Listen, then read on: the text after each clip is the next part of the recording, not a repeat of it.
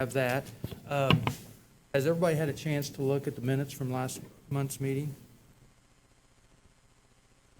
Move to approve? Have a motion to I approve? second. Have a second. All those in favor say aye. Aye. You.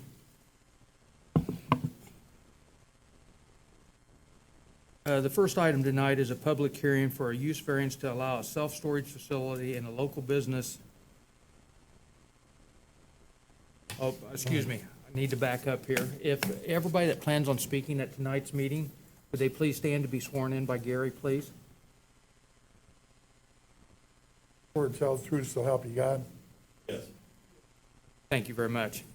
Okay. First item of business tonight is a public hearing, a use variance to allow a self-storage facility in a local business LB zoning district on property located at the northwest corner of County Road 300 East and East Main Street, Yale at the crossing. Yes, this is just, as you said, it's a request for a use variance to permit a self-storage facility. They are only permitted in the industrial districts, and this property is zoned local business. The petitioner's representative is here, and I would invite him to come up at this time, Ben Comer. I have a question, Lisa. Yes. What would be permitted under local business zoning? It's more of business that cater to neighborhoods, you know, Okay, like a strip mall? a little coffee shop mini- or, yeah, restaurant, maybe ballet. Something like down facility. here at, where the cigar shop is and that. Right. Yeah. So a little right. strip mall could go in Yeah. there. I mean, it's a retail district as well, but it caters more to neighborhoods. A little bit of a, Okay. maybe lesser intent. And I think I asked you earlier, but there was apartments talked about beforehand, and that would be an approved, acceptable thing by Right. the zoning? Multifamily is permitted. Okay. And would you happen to know why those other facilities were given, permits to build in that area? There's one on 300. Yes. There's one down, The one on 300 that's south of this one has an industrial zoning. okay. The one that is to the east was in the county when it went through approval, and it's been there for so many years. I couldn't tell you what the zoning was at the time that they received approval. And then the one that's just a little bit to the west and south, that's in the Commerce Park, so I think that was probably, had some sort of an industrial zoning Okay. at that time, or maybe it was just Okay. permitted in a commercial district. Okay. Because it doesn't seem like it has much of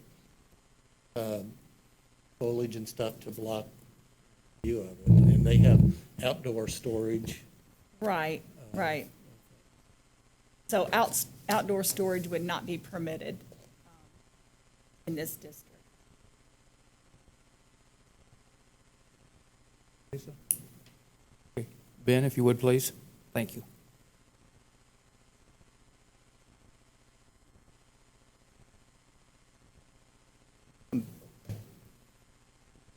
Comer, 71 West Marion Street, Danville, Indiana. Here on behalf of your petitioner, Stone Gray LLC, and Dwayne Lane, as a principal of Stone Gray, is in the audience with me tonight to help answering any questions you may have. Dr. Swords, I do have a list of the LB uses right here. If you want me to hand it to you, and you guys can take a look and pass it down. Okay. Would you like to see it? Yeah.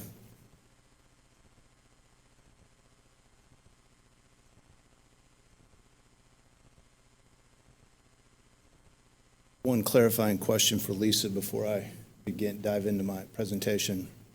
We've done a few of these in the town, and it's always my recollection that we've always had to come to the BZA to get approval for a self-storage facility. I don't recall that it's allowed outright in any districts. It's a special exception in the industrial district. Anywhere in town, we would have to come to this board and get your approval. So we're here tonight to talk about a 4.31 acre tract in front of Gale Crest subdivision on the north side of East Main Street. It's zoned local business, and Stone Gray LLC is the landowner presently. Stone Gray does two primary things as a matter of business operations. They have apartments and they have self-storage facilities. They operate as Hawkeye Storage. I'm sure maybe you've seen Hawkeye Storage in and around Danville. They have a few locations. So at this location, we could do apartments. It's an allowed use. However, we believe the better of the two choices is a Hawkeye self-storage facility at this location, and it does require a use variance, and that's why we're here tonight, to talk about the merits of a use variance. The East Main Street corridor hosts a wide variety of uses. There's single-family, there's multifamily, there's industrial, there's utilities, and there's a hodgepodge of miscellaneous commercial operations, including a few existing self-storage facilities. So a self-storage facility at this particular location would not be out of place given the East Main Street location. It's our position that a nicely built self-storage facility at this location would be better than some of the allowed uses in the LB district. Petitioners provided you all a copy of their proposed site layout and building designs. This product would be a smaller version of the other Hawkeye storage facilities in and around Danville. At the other Hawkeye locations, they have outdoor storage. They have the larger buildings with the higher garage door for larger vehicles to get in. This location, there would be no outdoor storage due to its proximity to the other residences, and everything we've done as far as designing this site has been with that in mind. The backs of these buildings facing, or the backs of the buildings nearest to the single-family residences in Gilcrest, there would be no garage doors. All the garage doors would be outward facing towards the perimeter roads. What would appear as a building wall as a buffer. How many entrances is there going to be, Ben? There would just be one entrance off of Gale down to the bottom. Yep. So that is the main north-south road coming into Gale from East Main Street. There'd be one location in this facility that would be gated in and out, everything at that location. Everything's fenced, no perimeter entry. That'd be the only location. Because I think the storage place that's on 300 has you have to have a card or whatever to get Right, in. right. Typical operating procedure, Yep, gated and key coded, yes, sir. If this use variance is approved, we would have to then proceed with a full-blown development plan that would show all the development features, building layout, access point, drainage, lighting, landscaping, all of those things to show the town that we comply with your zoning code. So thank you very much for considering our request. Mr. Lane and I are here to answer any questions. Are the driveways going to be paved? Keep the dust down? So to a certain level, yes, and I'll let Dwayne answer that specifically. He's done several of these, and Dwayne, if you want to come up for me. Yep, come here. And talk about to what extent there'll be pavement. 291 East Main Street, Dwayne Lane. Normally, we would pave into the lot past the gate, and then we would use other controlled areas to control the stone from having dust. What would be that method? According to the situation, a lot of times we're using 8s instead of 53s, which basically doesn't have powder, so they're not dust. If we do have dust situations, then there's I'm not sure exactly what it's called, but we can get it to spray and once a year, and it kind of settles the dust. But the 8s is what we found is the most efficient, because it's not like 53s, and some of that stuff has a lot of dust in it, and so it creates a gravel road type situation. Plus, these are one-way roads, so, you know, it's going to be a slow traffic area, meaning that there won't be cars going 40 mile an hour, or shouldn't be. Would you consider paving if the BZA made it a stipulation?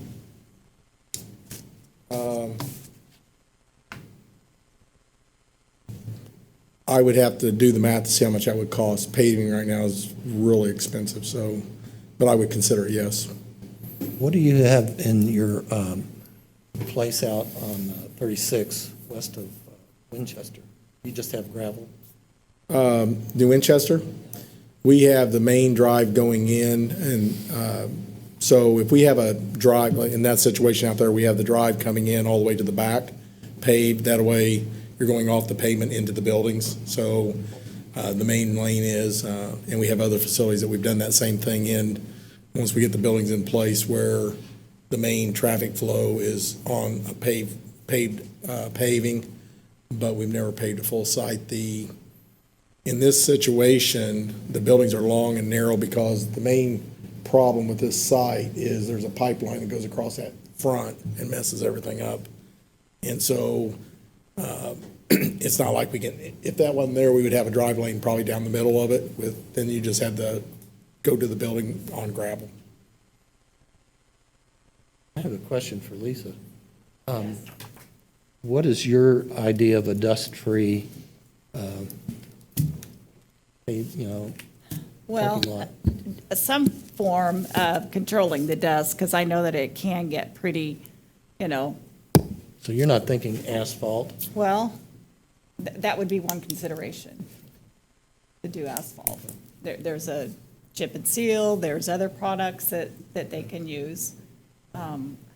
My feeling was that with it being in a residential neighborhood, although it's commercial also, is that it might be better to do an asphalt surface. When I read that, that's what I thought, Right, asphalt. yeah. Something. But if they can find some other method that works, that's not obtrusive and, would look nice, I think that would be acceptable.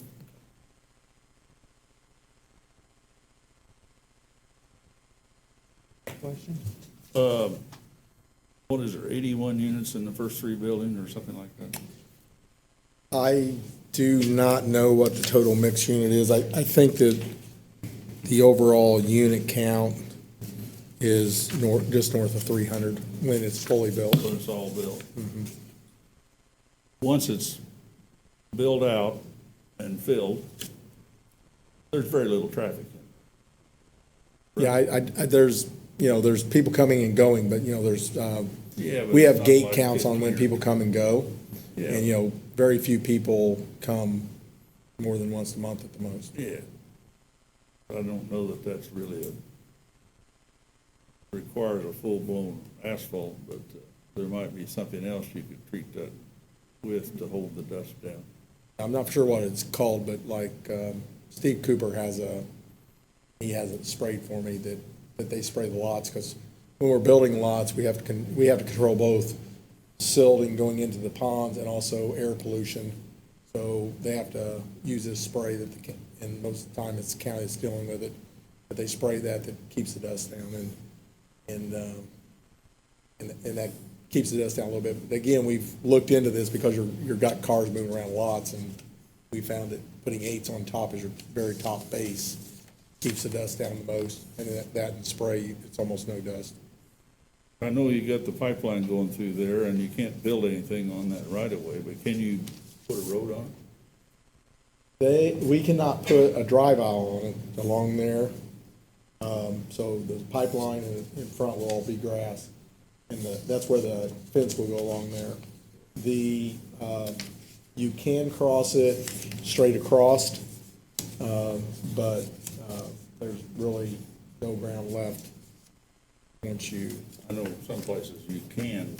Yeah, you can put a drive road it on straight top of across it, but you can't put, that's one of the things we checked on, because we could move the buildings out a little bit further if we could use that as and you can't put a fence across it. So, but you can put a road across it. I forget what the coverage is, that you gotta be above it, but What kind of fence was you gonna have for security? It'll be a vinyl black chain link fence. Pretty good. He's looking good for a long time. So it'll hook up at the building ends and run wherever there's not a building backing up. Does that make sense, Mr. Tussey? Essentially, there wouldn't be a black vinyl fence where a building backs up to the property line. It would just connect in, and the building itself would serve as the perimeter restriction. Was that what you were thinking, Lisa, when you talked about decorative, vinyl chain link or something more with? Well, Dwayne and I talked to Dwayne about that, and we even talked about maybe he could, at the entrance, do something a little bit more of decorative fashion. If he's using the vinyl fencing, I think that definitely looks better than, just your typical chain link fence. But I was just thinking of something just to break up. I mean, that's a pretty good area, pretty good sizable area for fence. Where the fence comes down along, I think it's Yale Road there. It'll come off the building and go up along the road. Me and Lisa also talked, and I don't know what this looks like exactly, but we talked about maybe doing a couple of brick pillars there and filling in between. You just have to push it. Okay. I'm not very digital. Which button do I push? So, that one. Oh, there we go. So where this is Gale here, where this comes off here, maybe a post there, one in between, kind of give that a little bit. And then this is all 300 here. This is along the pipeline, and this is along Main Street. Gate will go in right, way down here. So this fence will start here, go up in there and go around over to here. This will be the back of the building, and we're proposing that we build a half-slope building so it doesn't have any rooftops, so you won't see any rooftops from Gale. And this will look more of a solid wall, and the roof will be a half pitch going into the storage. That'll do two things. It'll block any lighting or any cars that's in there any time of the day. We will have a fence across here because this is a utility easement for the sewer going into Gale. And then basically we'll have our gate out here. And again, this building is not got any doors on the outside. So the fence will start right here and come around.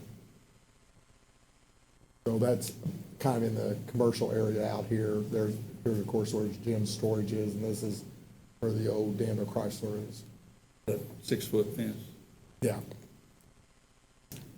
Where would your lighting be, like in the front of the, We prefer to put the lights on the buildings and do down lighting, and what that does is it keeps all the lighting in this facility. A lot of people choose to do pole lights and do it that way, which means that you're going to see them from everywhere. So the only lights that you'll probably be able to see from this facility without looking down the doors, like looking down the aisles here, there'll be some lights on this edge of this building. There'll be some lights on this here for the drive aisle here. But like these here will all be in the drive aisle. All these will be in the drive aisle. And so, and of course, there'll be a couple lights on the end here so you can see it go around the end of the building. But we've tried to do everything we could to kind of blind everything from it. So if this variance is not granted, is it probably back to apartments? Yes. I'd like to make a point of clarification. Since Dwayne has front yards all over the place, he actually has 4 front yards. And I don't know how we would look at that. You typically don't have 4 front yards, but fences are only allowed to be 4 foot in a front yard. So, I mean, it would either have to be reduced or he'd have to come back before you for a variance of the fence height. We might require some, I'm not sure what that would be, because we might have some variance because of once they do the designing of the site. Yeah. So Lisa will let us know what we can and can't do there, and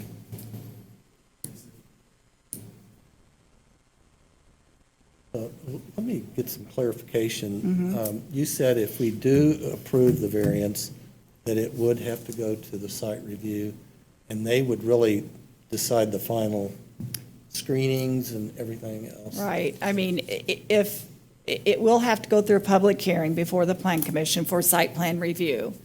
If at the time he is engineering the site, they find they've got to get variances, then obviously he'll be back before you before they can start construction of anything, and before they could get approval.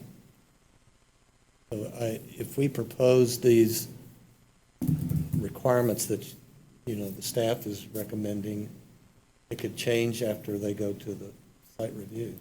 If you make an approval subject to the items in the letter or whatever you make it subject to, then that's what they have to do.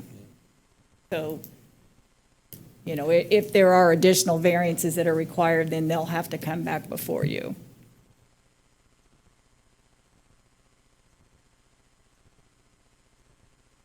Else have any questions for Ben or Dwayne? Okay, thank you very much.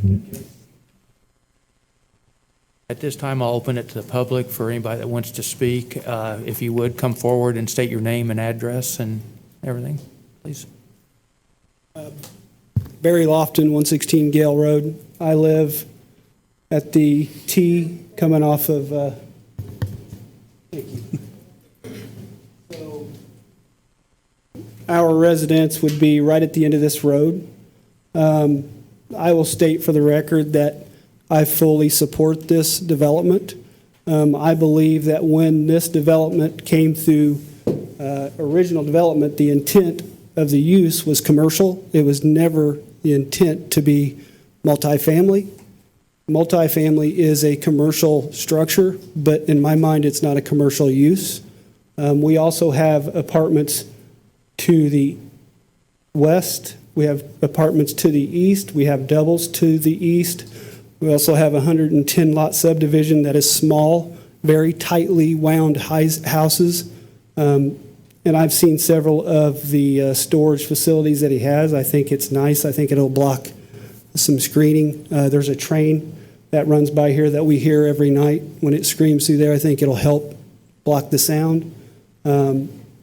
I support it because I believe the traffic of the irregularity that it comes and goes, it would be a lot different. And I know that's not the point to talk about traffic, but I live in the neighborhood, and that's going to impact everybody coming down that road. If it was apartments, we'd have people coming and going in the morning. In the afternoon, it would have anywhere between 100 cars coming in and out of that facility. So I fully support the storage facility because I think it's a better use and it's a better neighbor to the residents in this development that we have. That's all I have. Thank you. All right, thank you, Barry. Anybody else?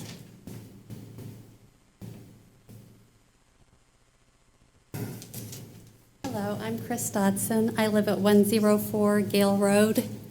So I am right where the 4 units will come towards the pond there. I'm right there on Gale Road where the second house over that's with the pool in the back that's on there. So I am opposed to this. I do not think this is a good use of this property at all. One of my biggest concerns is what the neighborhood, all of the homes in this area in Gale at the Crossing are brick homes. A lot of them are less than 2 years old. So I don't think this is a compatible thing with our neighborhood. Other things, the fencing requirements, Danville zoning ordinance, section 13, requires a buffer area between incompatible uses to minimize the harmful impacts to us in the neighborhood. Trees are required every 30 feet and a continuous hedge or screening element. And then section 13.4E requires an entire border, which I would propose be from Myers Road over to Gale and along Gale Road out to 300. For that, it requires a dense growth for year-round screen, a solid fence, or a wall made of wood, brick, or masonry, is what the zoning ordinance says. So rather than just a chain link fence along there, or even a nicer vinyl fence, I would prefer a total screening like is required in the zoning ordinance. I think those are the main things. So I would request that you not grant this variance, and I would want the screening in there, no matter what the use is, since this is two incompatible types of areas. Thank you.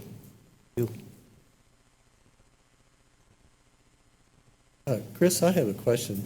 How long have you lived in that subdivision?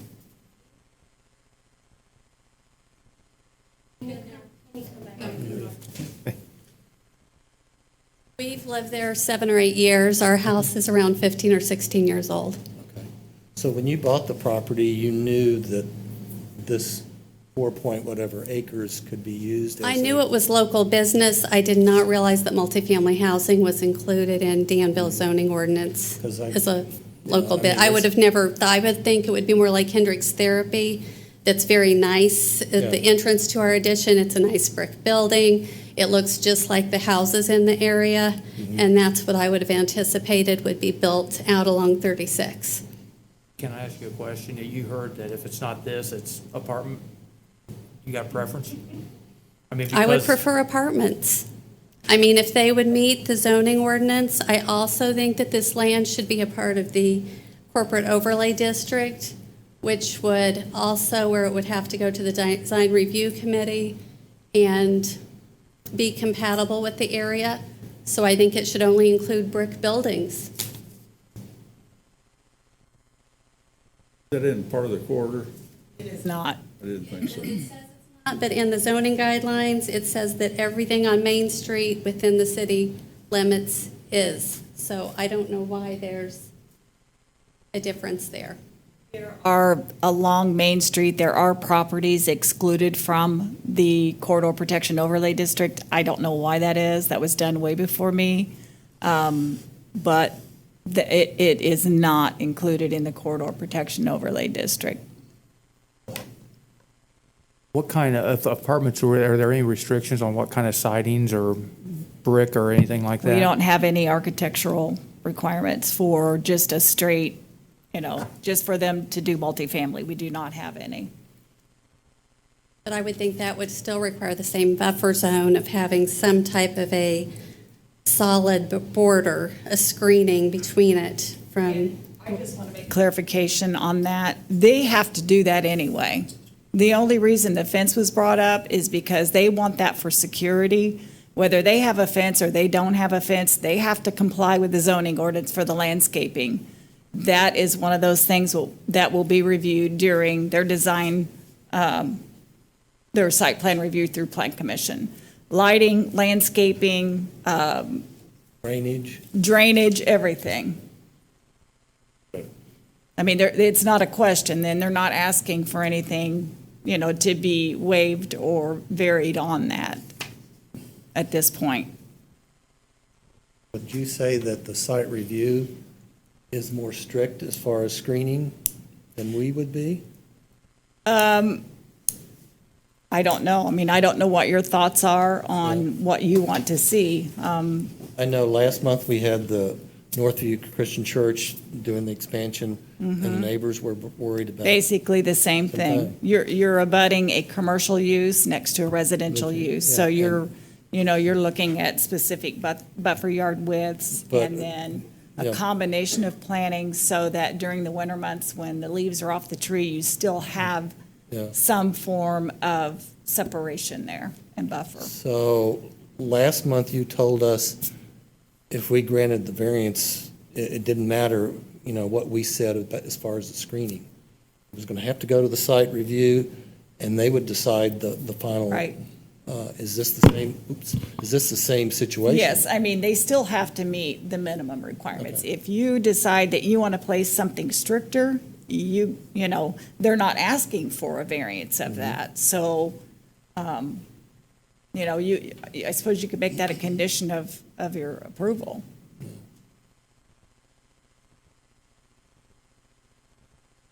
Thank you very much.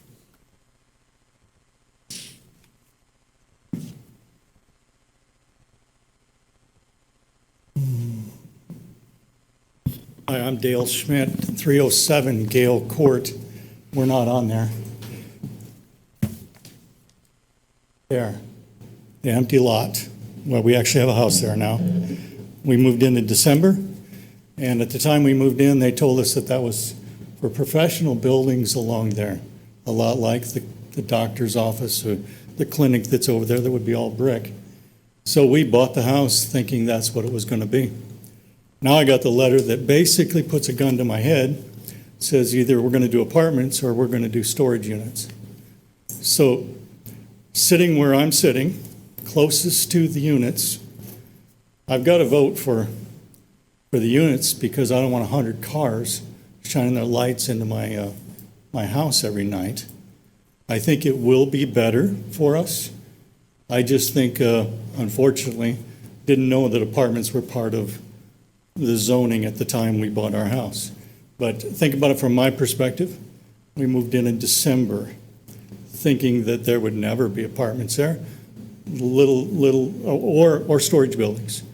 But from my perspective, I'm looking at what that site plan looks like. Is there going to be adequate trees? Is there going to be shrubbery? Is there going to be a fence? To me, that's important. Sitting right there. We don't need a lot of visitors coming in our backyard. We have a dog. We don't want the dog getting upset every other day. Dust control is important. I absolutely don't want dust on my patio when we're trying to have a Sunday afternoon barbecue. But with all that said, I think for me particularly, I don't want 100 cars. I don't want apartment buildings that are going to look down on my house. I don't want buildings that are going to be non-brick. So if I have to choose between the lesser of the evils today, I'm choosing the storage. That's my 2 cents. Thank you.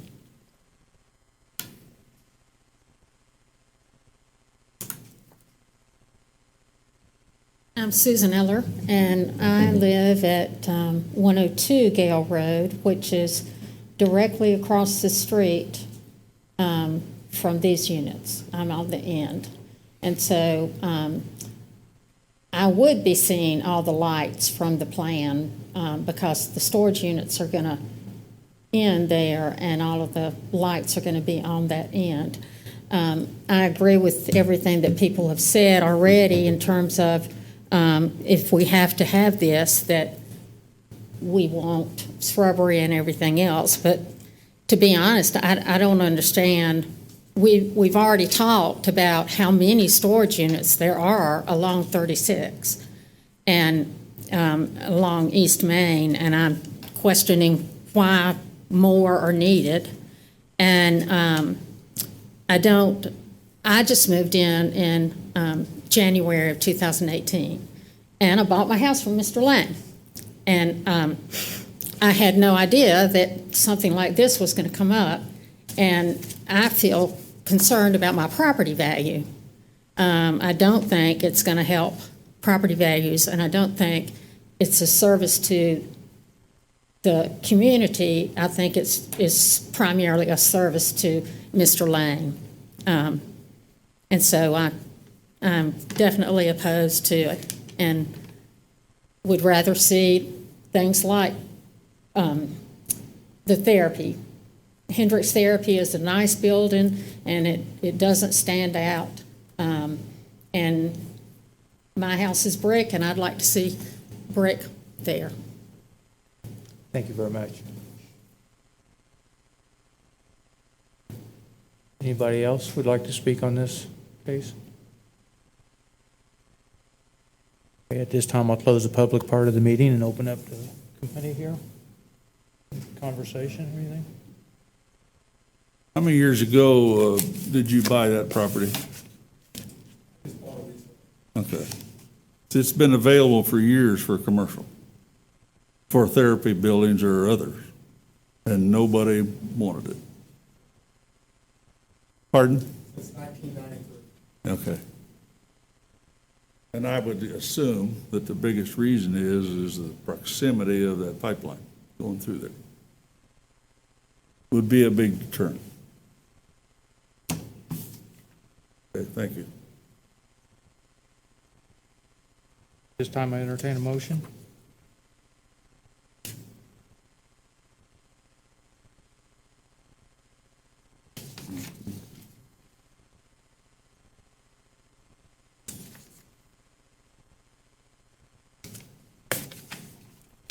make a motion.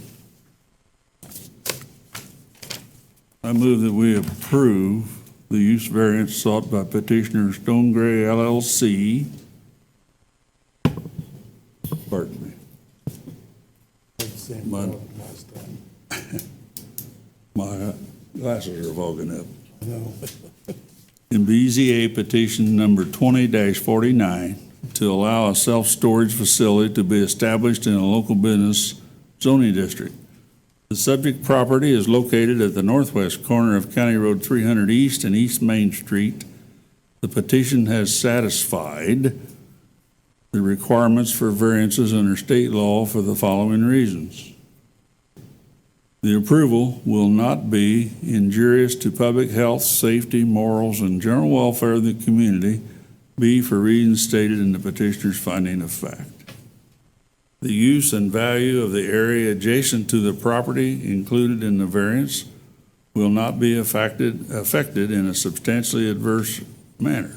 B, for reasons stated in the petitioner's proposed finding of fact. The need for the variance does arise from some condition peculiar to the property involved. B, for reasons stated in the petitioner's proposed finding of fact. The strict application of the terms of the zoning ordinance will constitute an unnecessary hardship if applied to the property for which the variance is sought. B, for reasons stated in the proposed finding of fact. Approval does not interfere substantially with the town's comprehensive plan. B, for reasons stated in the petitioner's proposed finding of fact. And I move that this approval be made subject to the following conditions. The only conditions that I have that would be addressed at the site plan review, that they follow all the ordinances that are applicable. Okay, at this time, we have a motion. I second. Gary, if you would, please. Roll call vote. Dr. Swords? Aye. Mr. Tussey? Aye. Thompson? Aye. I vote aye. But I ask staff to look into the zoning ordinance and the classification of local business and perhaps remove residential multifamily from that use. I think it really clogs up the grain. So maybe it can't be amended or done, but just something to look at. Okay, we will do that. Thank you, Gary. Tom. It is therefore the decision of this body that this variance is granted subject to the conditions. Thank you very much.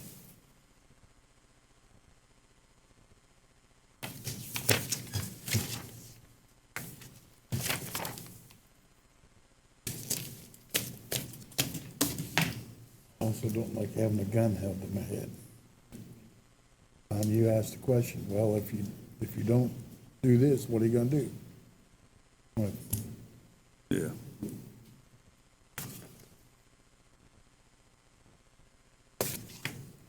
Okay, next, about everybody left. Next item of business, a special exception to allow an event center in the Central Business Secondary CBS zoning district for property located at 56 North Washington Street.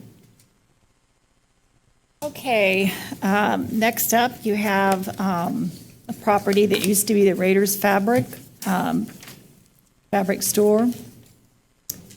Mr. and Mrs. Rose have purchased that property, and they have been looking to lease it out, and they came to me about, I don't know, a month ago, and they have decided that maybe they could convert that building to be used as an event center for weddings or, and whatever, something along those lines. And they are here tonight, if you have any questions for them. Does anybody have any questions for Lisa at this time? I have a couple. How many parking spaces would they need? Or I guess the first question would be is how many people could be? Well, I think he's probably going to have to answer that. I don't know what the occupancy load is of the building. They say, because we're just doing the front part of the building, they say it's around 180. I don't think you can put 180 in there to be comfortable. Actually looking for more like 130 to 140. So there you can put your tables in there. Plus also you have to make room for the caterer. You have special facilities for the caterer. And also we'll have like a stage or a podium up there. You know, have a small band or a small band or a speaker to say. So really, we're looking at more like 130, 140 people. Tom, to answer that question, generally, places of assembly or something like that is going to require one space per 3 seats of assembly. So that's why I was saying it's going to depend on the occupancy load that they get. So you could be talking 40 to 50 Possibly. stalls. And There are 81 parking spaces within a block of that building. When would be your hours of operation? That is a good question, and, you know, to be honest with you, we really don't know. Most of the events will have to take place, I would say Friday, Saturday, and Sunday, and usually are taking in the evenings. But also, we're also wanting to make sure that we can do, like a seminars, you know, there's not very many places around here that, you know, like a bank wants to have everybody come in and rent. But usually those are smaller functions from my experience on attending them. So, you know, it would be during the evenings more than anything. And it'll be more, most of that stuff is geared more for the weekends. The reason I'm asking, I know like when they have Fair on the Square. Yes. I mean, I live on North Washington, just past the four-way stop. Okay. Going north. And I know during those times, during the day, there's parking all the way down to our house and past because there's no, And you know, that's something that we'll have to work with. you Do know. you want an event in there where there's Fair on the Square? Actually, what we're trying to do is kind of maybe renting booth space for Fair and Square, not actually having an event. Yeah. That way that people can walk up and down and go in there. So, yeah, there are certain things, like you don't, I'm not too sure you want an event if, you know, we ever do the Sounds of Summer again. You know, I don't think an event would work there that particular night because of what's going on. Yeah. So, you know, we do have to use a logical, you know, to look at what's going on. And if we don't have to book it, we won't book it. You know, we're not, this is a business that we want to do. We do believe it. We have to do something with the building. You know, I haven't had any interest in the building at all. I don't know what's wrong with Danville. I live here. I think it's a good town. But we need to do something, and this is something that we can do to help pay for the building. Well, I think it's a great, I'm glad to see somebody's taking over that Right. space. But, yeah, we want to keep it small. We have had a couple birthday parties in there, Wayne Herring's birthday party, and we did have a musician in there. And I thought he was loud on the inside, but actually, the noise was minimal on the outside. And I do plan to keep it. I will not put up with head banging music to blow my windows out. Not going to happen, you know. So, and on the parking, you know, I've been told that really there is no parking requirements for downtown. Now, I don't know if that's a true statement, but it was a very reliable source, I'll put it that way, that we meet all parking requirements. But I do realize that parking is going to be, you know, we're not idiots, we're not blind here. But, you know, it seems like if we have a bar around town, or we have an event, they seem to find some place to park and go to the event. Does the local fire marshal set the capacity? Is that who Yes, does that? yes. Yes. There's calculators that you can calculate that by, and that's what we've basically went by. But we still have to get the fire department down there to tell us, you know, if this goes forward, you know, where are the fire extinguishers, how many fire extinguishers you want, what smoke alarms up. That's all will be taken care of with no problems. So if I could just kind of clarify a couple of things. The thing with parking is a little bit tricky because it's downtown. You have very small lots, buildings are close together. This is an existing structure. Unlike Danner's, the old Danner's lot, they did have to meet off-street parking and loading. If this was a vacant lot, we would treat it just like we did Danner's. This is a little bit different because it's an existing structure and you can't just create a parking lot there. So, you know, I think, I suppose there could be a lot of people there. And if they were having a function or something at the same time that possibly during the day, if they would have some sort of a business meeting, I could see where the parking would be an issue. If they're doing mostly banquets or events like that, they're not during business hours, it probably won't be a problem.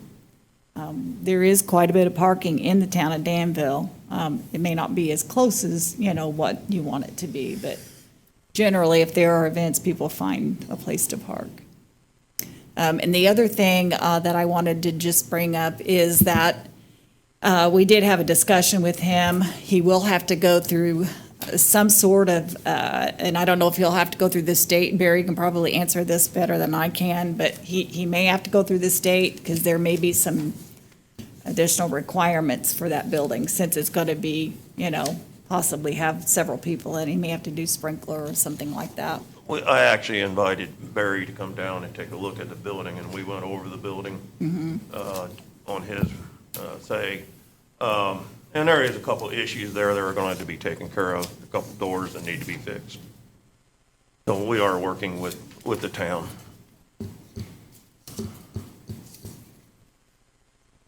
Any other questions?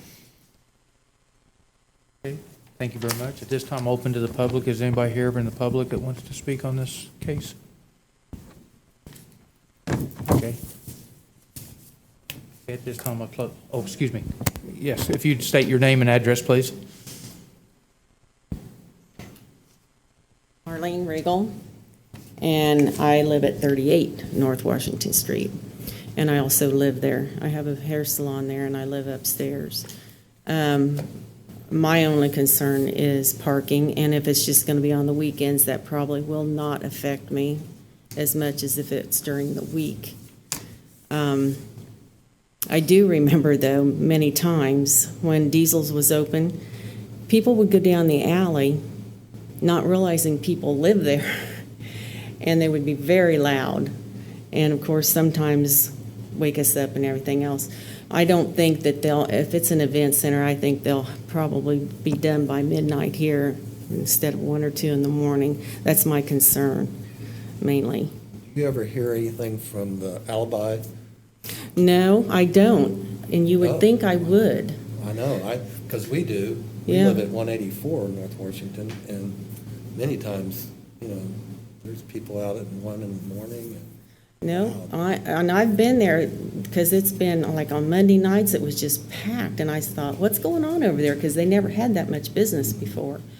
And they had a pool tournament on Monday nights, I guess. And since they have opened that area where they've got the lights and all, I can't, if I'm outside, I can hear a little bit, but it's not like because I was concerned about that also. Okay, thank you very much. Anybody else? At this time, I'll close the public part of it and open amongst the group here for any conversation or entertain a motion. I don't have any questions. I'll make a motion.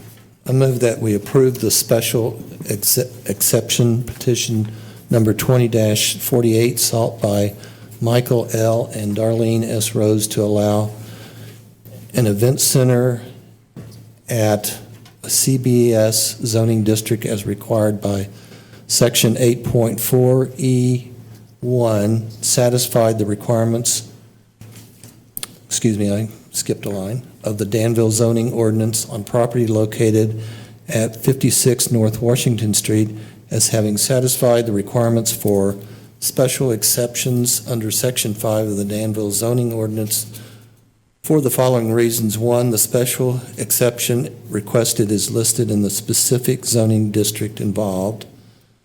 Two, the special exception request will not be detrimental to or endanger the public health, safety, morals, comfort, or general welfare for reasons stated in the petitioner's proposed findings of fact. Three, the special exception requested will not be injurious to the use and enjoyment of other property in the immediate vicinity for the purposes already permitted, nor substantially diminish or impair property values within the neighborhood for the reasons stated in the petitioner's proposed findings of fact. The special exemption will be served adequately by essential public facilities and services such as highways, streets, police and fire protection, drainage structures, refuge disposal, water and sewer, and schools, or that the persons or agencies responsible for establishment of the proposed use shall be able to provide adequately for such services for reasons stated in the petitioner's proposed findings of fact. And the special exemption will not create excessive additional requirements at public expense for public facilities and services, nor be detrimental to the economic welfare of the community or result in the destruction, loss, or damage of natural, scenic, or historic features of major importance for the reasons stated in the proposed findings of facts. And at least 1 year has elapsed since any denial by the board of any prior application for a special exception that would have authorized substantially the same for all or part of the site, unless the board determines that conditions in the area have substantially changed. And I move that this approval be made subject to no conditions. At this time, we have a motion. Do we have a second? Second. At this time, Gary, if you would, please. Roll call vote, Dr. Seward. Aye. Mr. Tussey. Aye. Mr. Thompson. Aye. I vote aye, motion carries 4-0. It is therefore the decision of this body that this special exception is approved, subject to the conditions which were none. Thank you very much.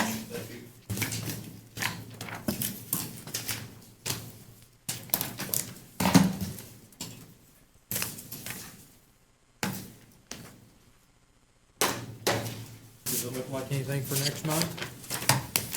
We have two applications, one on a sign and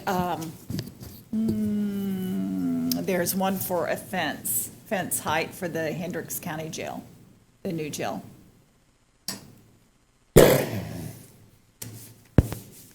Anything else? Thank you very much, Lisa, for everything tonight. At this time, I entertain a motion to adjourn. Do you have a second? All those in favor say aye. Aye.